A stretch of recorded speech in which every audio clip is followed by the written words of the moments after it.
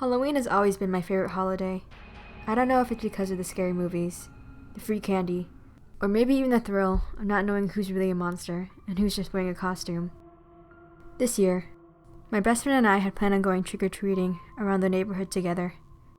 Halloween fell on a Saturday, so he was able to sleep over the night before. In the middle of our horror movie marathon, he brought up a haunted house that he heard about online.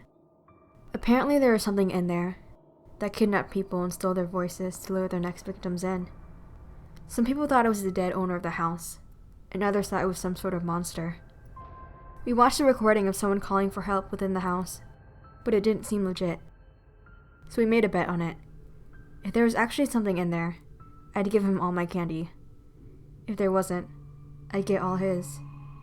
It was in a forest within walking distance, so we added it to our trick-or-treating route to stop by. When the next day came, we dressed up, got our candy bags, and headed out. When we left my house, it was already around 7 p.m., so the sun was slowly going down already. By the time we made it to the haunted house, it was already 10 p.m. The sun was completely gone, and the only thing lighting our path was the moonlight. While we stood outside the house, I looked out a window and found a figure staring back at me.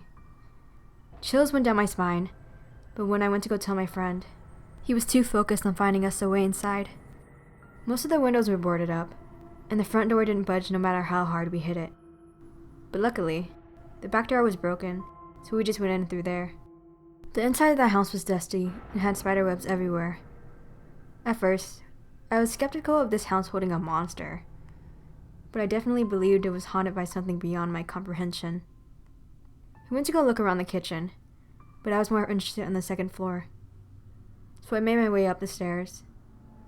The first room I entered led to a restroom, and when I walked in, I was surprised that the mirror was still intact. I looked at my reflection to fix my costume, and swore I saw something move behind me.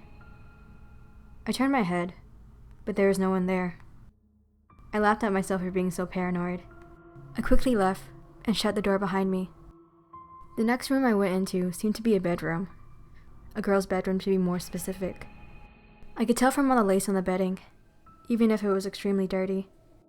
Once I looked out the window, I realized this was the room I thought I had seen a figure in.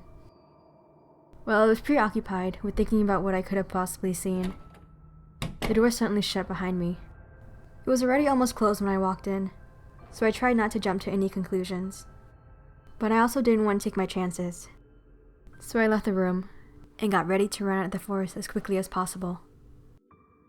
When I got back downstairs, I found my friend staring down the basement. It had a big hole in the door, but it was too dark for me to see anything. He seemed so focused, so I asked him what he was doing while looking over my shoulder. I didn't know if I had actually heard anything when I was in that room, so I didn't want to freak him out just yet. He put his hand over my mouth and said, "Dude, don't you hear that voice calling from the basement?" I stopped talking for a second. I could faintly hear someone calling for us. Now I could tell he was serious. I started to get scared and told him we need to leave right now.